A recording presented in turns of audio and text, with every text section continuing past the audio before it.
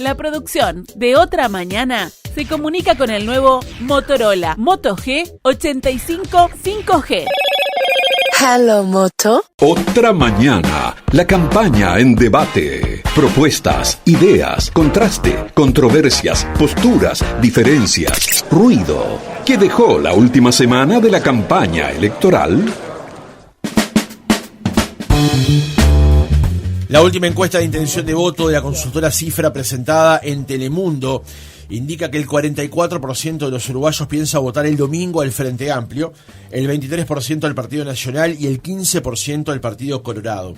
Por su parte, 3% apoyaría a Cabildo Abierto, 2% al Partido Independiente y otro tanto, atento a esto, a Identidad Soberana, el partido liderado por Gustavo Salle. Todos los otros partidos sumados tienen un punto de intención de voto y el 2% ya decidió votar en blanco o anular el sufragio.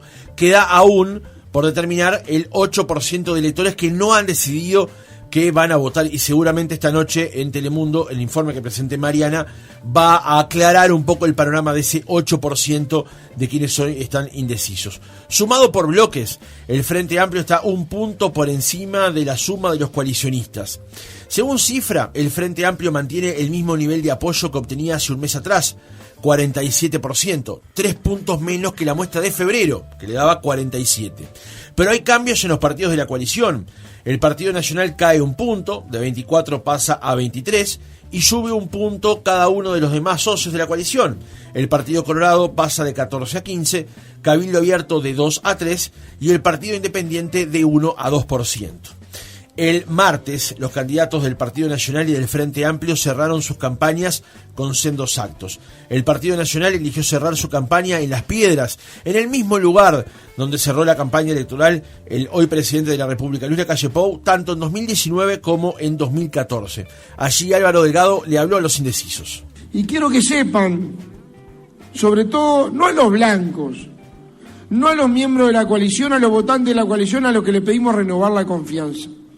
Aquellos descreídos, aquellos que todavía no tienen definición, aquellos más lejanos de la política, a los que están procesando qué van a hacer, y a muchos que no nos votaron en el 2019, pero que ahora nos vieron gestionar. ¿Saben lo que le pedimos? Que comparen, que vean cómo está el país hoy, cómo estaba hace 5 años. Por su parte, Yamandu Orsi cerró la campaña electoral con un acto en las inmediaciones del velódromo municipal por la calle Benzano, aquí en Montevideo. Habló de promesas que va a hacer en el caso de ser electo presidente de la República. La única forma de que nosotros podamos distribuir mejor los recursos para poder resolver los problemas de nuestra sociedad es que tengamos más riqueza, y eso lo vamos a hacer con nuestro trabajo, con el esfuerzo, con la mente, con la academia, con los sindicatos, con los trabajadores, con los empresarios. ¿Qué apuntes finales les quedan a nuestros panelistas con respecto a la campaña electoral? A falta de estos datos vinculados a los indecisos, ¿va a haber o no va a haber mayoría parlamentaria? ¿Salle llegará o no al Senado? ¿Cómo se van a distribuir los votos dentro del Partido Colorado? Eso planteamos hoy en la campaña en debate, teniendo en cuenta además que se ha sumado a última hora un nuevo hecho de polémica, lo vinculado a las declaraciones de Alejandro Sánchez sobre la nacionalización de las AFAPs. Lo dijo en El Espectador. Luego dio una entrevista con otros colegas donde dijo que en realidad el comentario que había realizado tal vez no se había interpretado de forma correcta, aunque luego surgió un video y un audio de unas declaraciones hechas por el propio Sánchez en mayo de este año con Orsi al lado, donde también hablaba de nacionalizar las administradoras de fondo de ahorro previsional. Obviamente sobre esto también ha estribado en las últimas horas la campaña del hoy oficialismo.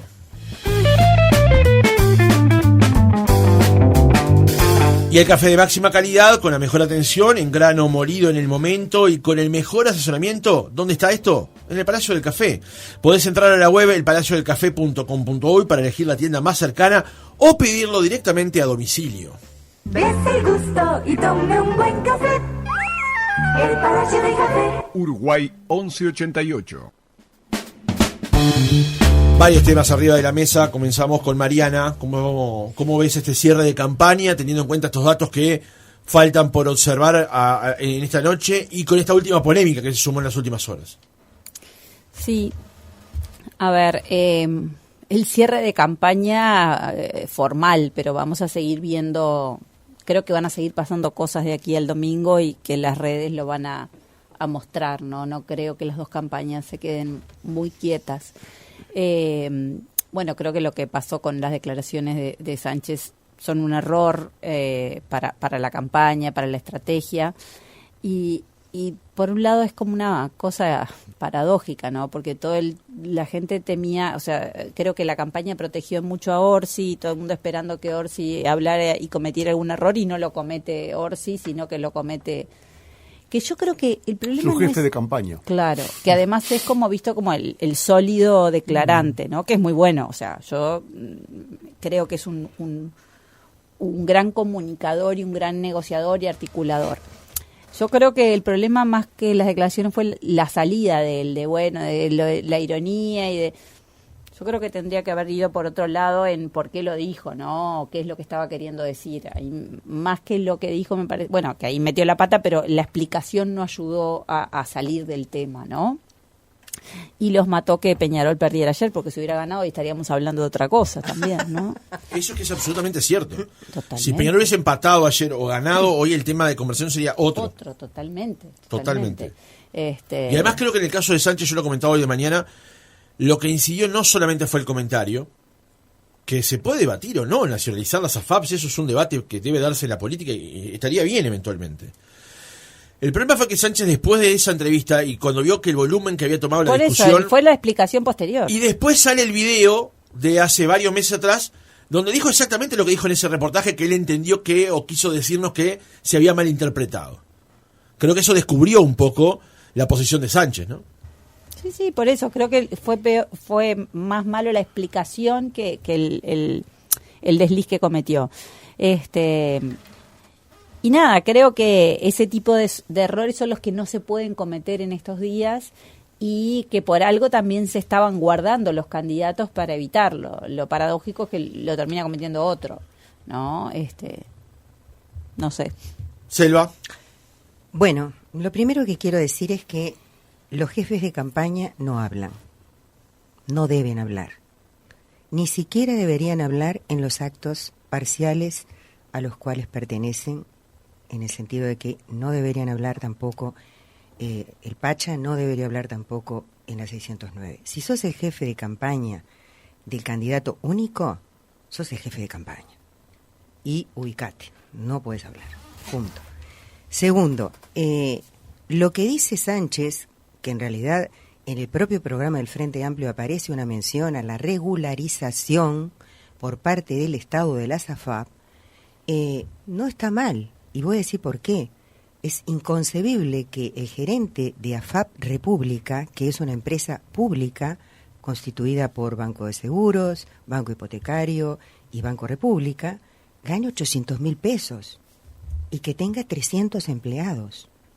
O sea, es bastante insólito. O sea, hay toda una estructura, digamos, que se monta alrededor de las AFAP, que obviamente hay que pagarla, y se paga con los dineros de los contribuyentes, que somos nosotros, que aportamos a la AFAP, ¿ok?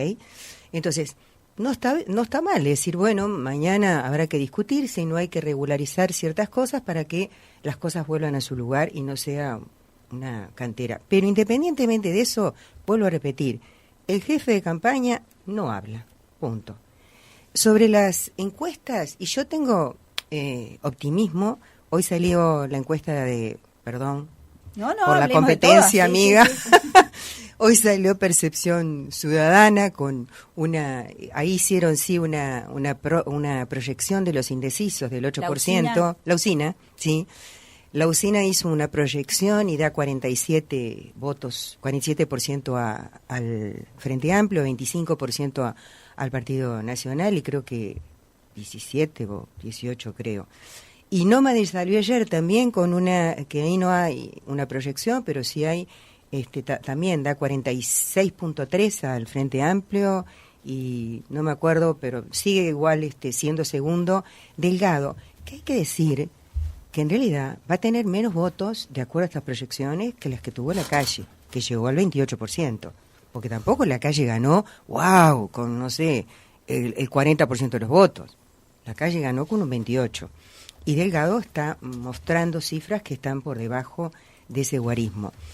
Tampoco lo que dice Ojeda, ¿no? Que está a 3 puntos de ganar la presidencia de la República, porque él dice que va a pasar él al balotaje. Es decir, ninguna de las encuestadoras, por lo menos las que yo leí, pasan del 18% para el Partido Colorado. De verdad, yo creo que va a haber mayoría parlamentaria y bueno, yo soy optimista en torno al resultado del domingo. Creo incluso que doña María, don José, sobre este tema de Sánchez, no entienden un pomo, no les interesa, es un tema menor desde el punto de vista de la proyección en sus vidas, y me parece que el acto del otro día, que fue un acto de miles y miles de personas en el Parque Valle, donde no hizo promesas, porque Orsi dijo no voy a hacer promesas, hizo compromisos. Y esos compromisos, que fueron 5, fueron muy breves, muy concretos y muy estimulantes. Y además me gustó que tanto él como Carolina no hicieron discursos criticando a la oposición, sino haciendo propuestas para el Uruguay que se viene. En eso creo que hay una gran diferencia entre los discursos de Valeria Ripoll y de Delgado. Bueno, de Valeria Ripoll ni que hablar, ¿no? Yo el otro día acá decía, miren si esta persona pudiera llegar algún día a ser presidenta del país, por una casualidad, ¿no? Pero bueno, me parece que eso es un acierto que ha tenido el Frente Amplio en el sentido de hacer discursos positivos, constructivos y no denostando al otro. Graciano. Un par de, digamos, no voy a decir precisiones porque no vale el término, pero sí de puntualizaciones sobre los números de los que estamos hablando. Simplemente, seguramente la mayoría de nuestros oyentes lo tendrán presente, pero no está de más reiterarlo. Cada punto porcentual en las intenciones de voto equivale aproximadamente a un diputado. Y cada 3 puntos porcentuales equivale a un senador.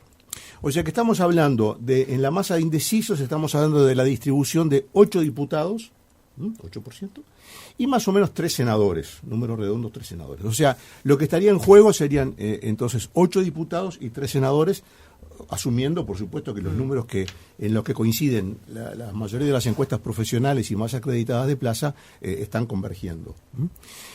Allí está en juego, obviamente, la mayoría parlamentaria. O sea que eso hoy no está volcado por ningún lado. Yo tengo la impresión, pero es una impresión personal nada más, que la mayor parte de esos indecisos en realidad es gente reticente a decir su voto, gente menos comprometida con la política, gente a la cual las campañas le llegan más o menos, que no ocupa un lugar central en su vida cotidiana, y que en definitiva van a tomar partido, si es que ya no lo tomaron ya, y yo creo que sí que ya lo tomaron, van a tomar partido en función de el juicio que les ha merecido estos 5 años de gobierno. Es decir, si es favorable, digamos, si estos 5 años entienden que ha repercutido positivamente en su vida, en los distintos aspectos de lo que cada uno considere fundamental en su propia vida, porque en eso tampoco hay una cosa unánime para todas las personas, decidirán su voto. Si ese saldo, digamos, que hacen es positivo, se inclinarán por alguno de los candidatos del gobierno, seguramente, sobre todo por el candidato del partido mayoritario del gobierno, porque es en definitiva el que va a llevar, en cierto modo, el que llevaría los mayores méritos de la gestión de gobierno. Es una cosa lógica. Sería como un voto de respaldo a la calle, Pou, digamos, ¿no? O sea, que a su vez tiene el 50% de aprobación. Y si ese saldo que entienden que es negativo, votarán por la oposición. Si entienden que, en fin, no cumplió las expectativas o que no están satisfechos. Pero me da la impresión de que es la mayor parte de esos 8 puntos, digamos, la mayor parte de esos 8 diputados para llevarlo a cargos y la mayor parte de esos 3 senadores, no voy a decir todo, pero la buena parte, yo creo, la mayoría, creo que van a inclinarse por partidos de la coalición republicana, especialmente por el Partido Nacional. Y yo creo que ahí me parece que si eso es así, como yo creo que va a ser así, entonces la mayoría parlamentaria estaría del lado de la coalición gobernante. Lo cual tampoco sería una cosa atípica, al contrario, sería un poco repetir lo que muestra la historia política y electoral del país, que la sociedad uruguaya generalmente le da una segunda y hasta una tercera oportunidad, pero una segunda, sin duda, como lo hemos visto desde el retorno de la democracia hasta acá, o al partido de gobierno o, digamos, al conjunto o a la coalición de partidos de gobierno que han ejercido, que han llevado adelante la administración de la cosa pública en los 5 años anteriores. De modo que, siendo así las cosas, mi impresión es que va a haber un final en la primera vuelta más reñido que el anterior, en el sentido de que el anterior hubo casi 11 puntos de diferencia entre el Frente Amplio y los partidos que entonces iban a formar, les llamaban más coalición multicolor en aquella época, que fue 11 puntos y después muy estrecha en la segunda vuelta, muy estrecha. Yo creo que el fenómeno Cabildo ahí incidió muchísimo. Hoy el fenómeno Cabildo Abierto se ha esfumado en su gran mayoría. Yo diría que los votos de los que provinieron, la mayor parte de los votos de Cabildo Abierto que provinieron de los otros partidos van a volver en gran medida a sus partidos, llamémosle de origen, entre comillas, incluso el Frente Amplio, entre los partidos de origen de votos de Cabildo, pese a que a alguna gente no le gusta, pero es así, porque las cifras así lo han demostrado. Y bueno, en la medida en que entonces el fenómeno Cabildo disminuye, aparece un fenómeno nuevo que es Salle, que es un poco ese voto protesta, ese voto antisistema, ese voto de que está todo mal. Con respecto a lo de Cabildo Abierto, sí, según los números que presentó Cifra, hoy estaría votando un cuarto de lo que votó en la elección pasada. Por eso digo, se fuma. Por eso, falta todavía de ver si puede raspar algo de los indecisos. Pero más o menos va a andar ahí. Entonces, ese factor, el factor Cabildo, no va a estar presente. Hay un nuevo factor, que es el factor Salle, que bueno, puede, yo creo que no, pero puede pelear una banca al Senado. En lo personal creo que no va a ocurrir, pero me puedo equivocar. Pero quizás pueda pelear un segundo diputado, quizás, los números lo estarían diciendo. Lo cual sería una cosa novedosa, ¿verdad? Porque sería una fuerza realmente, de acuerdo al discurso de Salle, una fuerza realmente antisistema, ¿no? Lo que uno habitualmente llama antisistema, está todo mal, la cleptocorporatocracia, no sé cuánto. Te salió bien, ¿eh? Sí. Eso es un trabalenguas. Me salió, ¿viste? Y el proyecto ahí está, sí, no sé qué, y la agenda no sé cuánto, y todo, está todo mal, y el sionismo y la masonería, y todo es una gran confabulación, una conspiración mundial. En contra de él, además. Sí, por supuesto, naturalmente. Bueno, y que haya 2 puntos porcentuales del electorado que se siente identificado con eso, bueno, creo que también habla un poquito del estado de ánimo de la gente, de una parte de la gente que no le satisface nada, que nada le viene bien, y bueno, vamos a votar a este hombre. Déjame hacer una pregunta a Mariana, que se la hizo Mariano López el martes cuando presentaron los datos, que era del 8% de indecisos. ¿Se puede suponer que son 50 y 50 o hay uno de los dos bloques que va a raspar un poco más de ese 8%? Yo creo que el bloque de la coalición va a raspar más de ese 8% por el perfil que tienen los indecisos en cuanto a opiniones sobre diversos temas. Ideológicamente también pueden estar más cerca, no de la coalición, sino algunos partidos de la coalición. Creo que además el hecho de tener una variedad de oferta hace que pueda captar más que del otro lado, que hay una única oferta. También creo que los partidos menores pueden captar, porque el voto protesta, el voto castigo, el voto enojo es lo que había canalizado Cabildo Abierto hace 5 años, y creo que ese espacio hoy queda en Salle y el resto de los partidos, ¿no? Que no es lo mismo si llegan que si no llegan. Yo problematizo lo de la mayoría parlamentaria, que no sé si alguien la va a tener, porque si la presencia de los partidos más chicos es fuerte, incluso si llega al Senado ya no hay mayoría en el Senado. Y en la Cámara de Diputados también van a romper esa lógica de bloque. Entonces creo que ahí puede que nadie se lleve la mayoría parlamentaria, que no exista. Sí, pero la proyección, en el caso de que llegue a Asamblea Popular, me parece que uno ya lo podría incluir dentro del bloque, llamémosle, del Frente Amplio, de la izquierda. En cambio, en el caso de Salle, me parece más dudoso. El PERI, o sea, no sé qué va a pasar. Tiene menos chance, el PERI no sé si bueno, hay que ver. Sí, hay que ver, los votos enojo, ¿no? sí, por eso los votos enojo, la gente enojada existe, el voto antisistema existe en el mundo y no somos un país ajeno a lo que pase, entonces eso puede tener su lugar y puede ser un parlamento interesante si los dos bloques tienen que salir a negociar permanentemente con estos sectores o entre ellos, porque yo creo que es muy difícil negociar con Salle. La solución va a ser negociar entre ellos, lograr acuerdos entre los bloques y no tener que estar negociando con Salle, claro, porque es muy difícil, ¿no? Cuando yo comenté estos datos de Usina distribuye ese 8% de indecisos y le da 2 al Frente Amplio y 4 a la coalición. Claro, lo pasa que distribuye seguramente de esa manera. Yo creo que el parte de un porcentaje superior. Claro, que por eso le da 47, agregándole los dos, le da 47 puntos y al 47, y le da 25 al Partido Nacional, etcétera. Pero, como dice Mariana, no desglosa 50-50, o sea, sino que 4 se los pasa para la coalición y 2 para... Y en estos datos que daba Mariana, ¿cómo los incorporás al razonamiento que hacías recién entonces? Bueno, el razonamiento básico no lo cambia en el sentido de que... y a la mayoría probablemente Delgado reciba más de eso que los otros. Claro, no, y tampoco va en desmedro de lo que yo pienso que va a ocurrir, que en definitiva la sociedad uruguaya, como ha ocurrido hasta ahora, no hay razón para pensar que no va a ocurrir ahora, le renueve un mandato de confianza al gobierno. ¿Por qué? ¿Cómo ha ocurrido hasta ahora? Y sí, porque siempre ha sido así. El Frente Amplio ganó 3 veces seguidas. Y bueno, ¿y qué tiene que ver? También. Pero a ver, cuando estaban los bloques que no eran formales como es ahora, o con una formalidad menor. Entonces no hubiera habido alternancia de partidos en el poder. Justamente, por ejemplo, en el 58, cuando por primera vez ganan los blancos, que venían de una historia de 40 años de 2 lemas, partidos, digamos, 2 lemas diferentes, con lo cual se amputaron los blancos, se habían amputado del año 33 al 58, se habían amputado la posibilidad de llegar al gobierno porque estaban divididos en 2 lemas.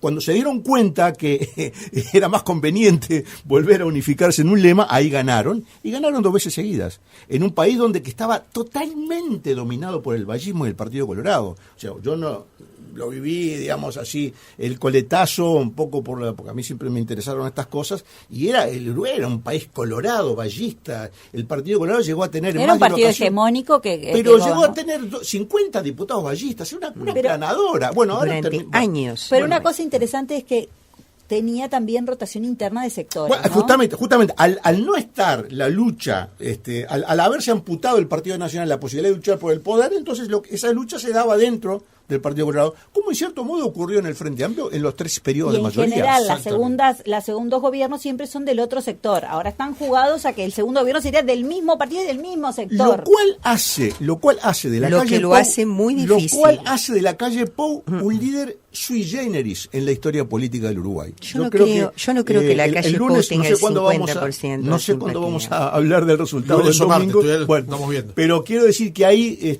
van a haber más elementos de juicio para poder ver, seguramente va a faltar la segunda vuelta, por supuesto, pero ya el lunes o el martes, cuando nos juntemos de vuelta en esta mesa, vamos a poder tener más elementos de juicio para, digamos, poder contrastar esto que yo estoy diciendo hoy, que es la magnitud, la enorme magnitud que tiene en la historia político-electoral del Uruguay la figura de la calle Pou.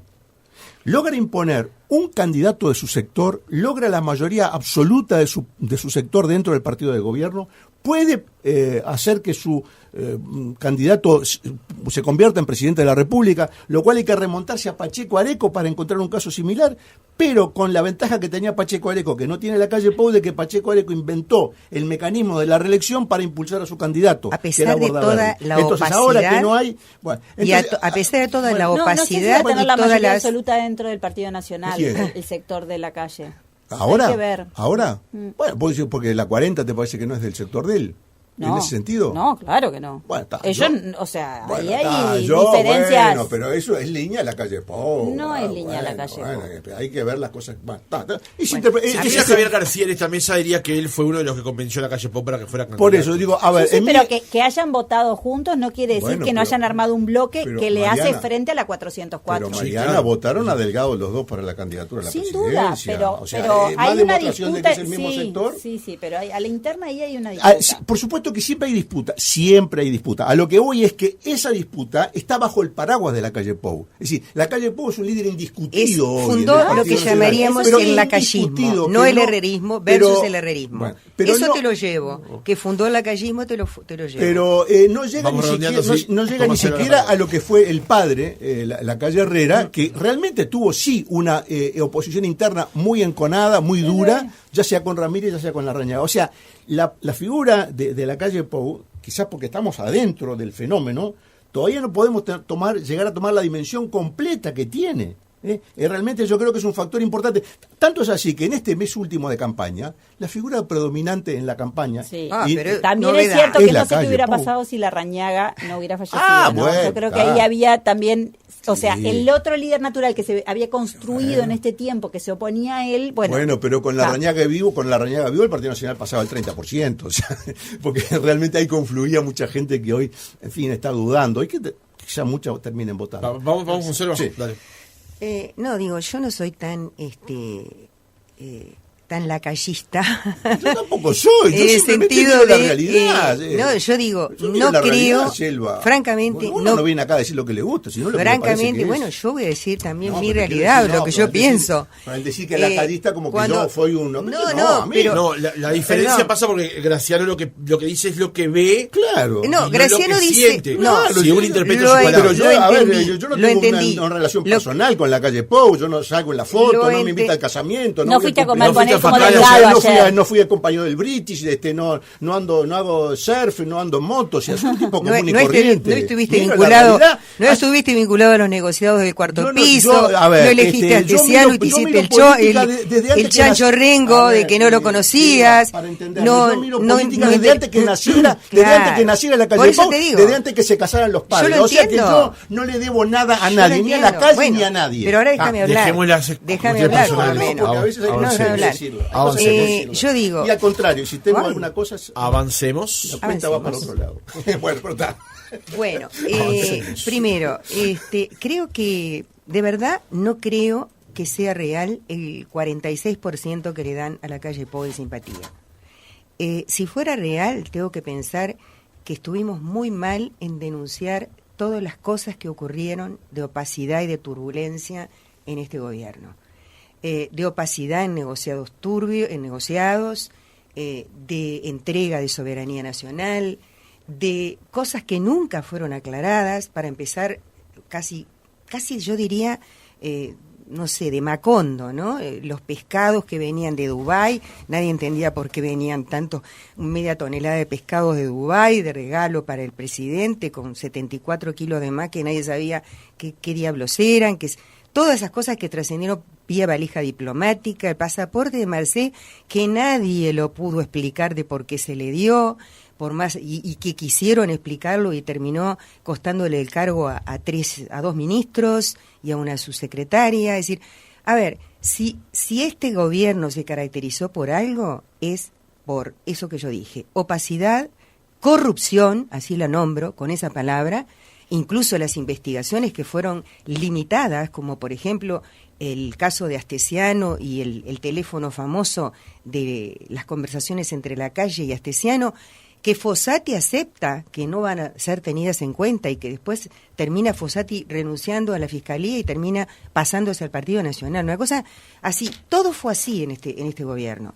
Además de los apoyos intrínsecos que hubo hacia personajes muy nefastos, ¿no? El personaje más nefasto, yo diría, fue Penadez. Si yo ahora todavía escucho una mención, escuché ayer, que me parece a mí que tiene la voz de la calle Pou. Mirá lo que te voy a decir, cosa que está prohibida, es una mención publicitaria en radio, que dice: donde está la 71, está el partido, no sé qué, no sé cuánto, y aparece como un discurso de la calle Pou. Cosa que está prohibida. O sea, acá ellos han hecho de la institucionalidad cosas prohibidas y las han tomado como comunes y como, han arrasado con aspectos institucionales que nadie se los cobró lo suficientemente. Porque si la gente cree que esto es gobernar un país, que gobernar un país es agarrar un helicóptero como si fuera un taxi y irse al Carnaval de Artigas y de ahí después irse a inaugurar una carnicería en Maldonado y después de ahí irse a un acto en Río Branco. Si eso es gobernar un país, señores, yo estoy realmente equivocada con lo que es la política. Yo recuerdo de estar en el este y él fue a inaugurar una carnicería a la Barra de Maldonado y después fue a inaugurar, le voy a decir hasta el nombre, porque la carnicería del Novillo Alegre y el otro que fue a inaugurar fue un comercio que se llama Tranquera, que queda en la esquina de mi casa. Entonces yo digo, ¿pero qué es esto? este show de inauguraciones y de presencia del presidente que hace un humo con todo. Entonces, si la gente está tan confundida y este humo le nubló tanto la razón, entendería que tuviera un 46% de apoyo. Pero si la gente razona y empieza a poner sobre la mesa todo lo que pasó en este periodo, amén de lo que pasó con el salario real, que es todo un invento de que el salario recién ahora lo están recuperando el salario del año 2019, pero durante todos estos años el salario real estuvo por debajo y está además medida la pérdida en miles de millones de dólares que la gente no percibió. Amén de la famosa teoría de los Maya Oro. Y entonces también está medido por el Banco Central. Los depósitos nunca crecieron tanto, de los Maya Oro obviamente, tanto en el exterior como en los bancos nacionales. Quiere decir que todo ese crecimiento que existió, efectivamente fue para un quintil que se enriqueció y mucho en este país en este periodo. Claro que se enriquecieron, pero ese quintil no es la mayoría de la sociedad. La mayoría de la sociedad perdió.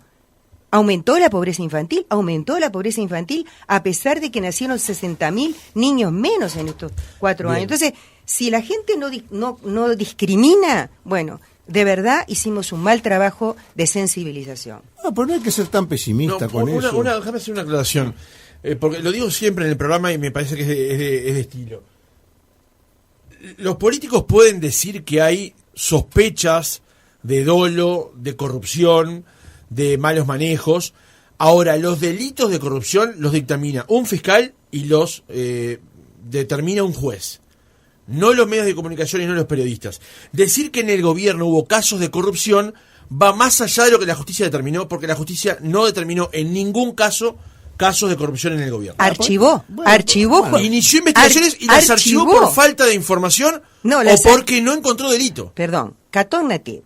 Vamos a poner ejemplo de Catón Nativ. Se hizo a espaldas incluso del vicepresidente del directorio de la ANP. Se fue a la justicia y la justicia determinó que no había delito. Lo archivó un fiscal. Bueno, pero ya está. Sí, pero lo archivó un fiscal, que después te enteras que el fiscal lo archivaron 2 fiscales. Sí, pero distintos. Que después te enteras que tienen... Pero quiero hacer esa aclaración nada más porque tienen concomitancia con respecto a lo que dijo Selva sobre la policía de la 71, que yo también la escuché, y hay un fragmento, un discurso del presidente de la República, el artículo 5, el numeral 5 del artículo 77 de la Constitución de la República dice: el presidente de la República y los ministros miembros de la Corte Electoral no podrán formar parte de comisiones o clubes políticos, ni actuar en los organismos directivos de los partidos, ni intervenir en ninguna forma en la propaganda política de carácter electoral.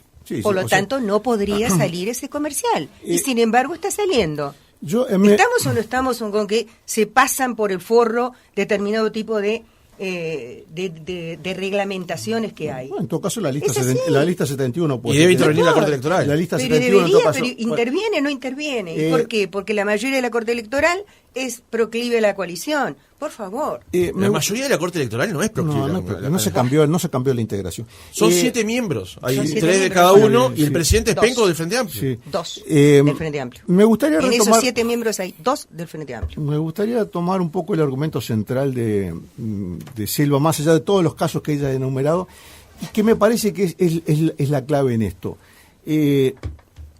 Cuando la opinión pública se expide, en el acierto o en el error, eso hay que tomarlo como, digamos, la última palabra en una sociedad democrática. Y tratar de decir, bueno, pero entonces si votaron esto no tuvieron en cuenta lo otro y se pasaron por el forro esto y entonces pasaron por arriba y no se dieron cuenta. Bueno, pero eso son interpretaciones. O sea, todos podemos tener interpretaciones. Me parece que, digamos, ¿cómo decirlo? Poner bajo un manto de sospecha el voto ciudadano, ya sea porque no están informados o porque no se dieron cuenta o porque no razonan o por esto, por lo otro, termina siendo un argumento, digamos, en contra del sistema en su conjunto, que nos cobija a todos y que cobija a todos los partidos y que cobija al periodismo, que cobija la libertad de prensa, todo lo demás. Graciano, esto es una opinión personal mía, que me llamo Selva Andrioli y que no soy ninguna experta ni soy la dueña de la verdad. Así como vos tenés una opinión sobre determinados temas, yo manejo la mía. Por supuesto, y entonces no hago responsable a nadie. Pero como es una mesa de opinión, y yo tampoco no hablo por nadie, hablo por mí, como es una mesa de opinión, me permito decirlo también. O sea, todas las interpretaciones que uno pueda hacer, en el acierto o en el error, tiene que tener eso, digamos, como un límite que nos contenga a todos. Porque si vamos a dudar de que si el pueblo votó por un lado se equivocó y si votó a fulano le acertó, me parece que no es lo conducente. Volviendo al otro punto del liderazgo de la calle, que se podrá ratificar o no en función de los resultados electorales o como cada uno interprete los resultados. Hay sí un detalle que a mí en lo personal no tengo la información necesaria o completa como para poder dar una opinión en profundidad en el tema, que es cómo se completó la fórmula del Partido Nacional. Yo ahí, sinceramente, la información que tengo es contradictoria, por decirlo de alguna manera. Yo creo que habían otros nombres que estaban en danza y que incluso me consta que habían sido testeados por consultoras de opinión pública contratadas especialmente al efecto, y finalmente eso ocurrió de una manera que, como Selva siempre se encarga de recordarlo y hace bien, sorprendió incluso a los propios partidarios que estaban reunidos aquella noche cuando se produjo se anunció la fórmula frente al directorio del Partido Nacional. Es el único elemento que a mí en lo personal me genera dudas. Digamos, ¿quién fue el que tomó la decisión de completar la fórmula? ¿La tomó Delgado? ¿La tomó la calle? ¿Se tomó en conjunto? ¿De dónde vino la iniciativa? ¿Cómo se conversó? ¿Qué se puso arriba de la mesa? ¿Cuáles fueron los pros y los contras? Puede parecer algo menor, y puede ser algo de entre casa. Bueno, lo digo yo, que estas cosas en fin, en junio no hacía un año que esta señora se había pasado al Partido Nacional. Por eso digo y ahora habla como si fuera parte de su gestión. Al margen de eso, lo que está pasando, ¿no? Al margen de eso, al margen de eso, yo voy al proceso de formación. ¿Qué factores incidieron? ¿Qué elementos se evaluaron? ¿Por qué se descartaron otros nombres que, según la información que yo tengo, estaban allí prontos para aceptar, con ofrecimientos formales hechos, de acuerdo a la información que yo tengo? Y eso no ocurrió de esa manera. Ese me parece que es el único, para mí, dentro de todas las cosas que uno puede señalar, es el único punto que a mí me sigue llamando la atención, sobre todo porque el comportamiento de Valeria Ripoll en campaña electoral, en lo personal, para mí estuvo por debajo de las expectativas que en algún momento pudo haber generado por el hecho de venir pero una del Frente persona Amplio. que 2 años antes pero, decía pestes de este gobierno, yo digo lo que me parece a mí, yo creo que el comportamiento estuvo por debajo. Si el comportamiento hubiera estado a la altura, bueno, quizás yo no estaría diciendo esto, pero como estuvo por debajo y como la figura a su vez de Delgado no es una figura que, digamos, encienda pasiones, lo dijo él mismo, encienda pasiones, entonces dijo, bueno, capaz que pusieron a Valeria Ripoll para un poco compensar esa falta, digamos, de enjundia. No ocurrió así, es el único factor que quizás pueda estar explicando, entre otros, ese porcentaje del Partido Nacional. Mariana. Yo voy a ir por otro lado. Está perfecto. Yo te quería incluirte una pregunta, pero dale con esa reflexión y después te pregunto lo que tenía. No, pensando un poco, anticipándonos a qué podemos decir hoy, creo que el análisis a fondo hay que hacerlo la semana que viene, pero uno previamente podría analizar cuáles han sido las estrategias de los distintos candidatos y el éxito que hasta ahora parecen tener, que solamente se va a contrastar después del domingo, ¿no? Y empiezo por retomar algo que decía Graciano. Yo creo que escucho desde muchos sectores a quien se responsabiliza que la intención de voto hoy a Delgado no esté lo suficientemente alta como se esperaría en un gobierno que tiene una evaluación de gestión bastante positiva, ¿no?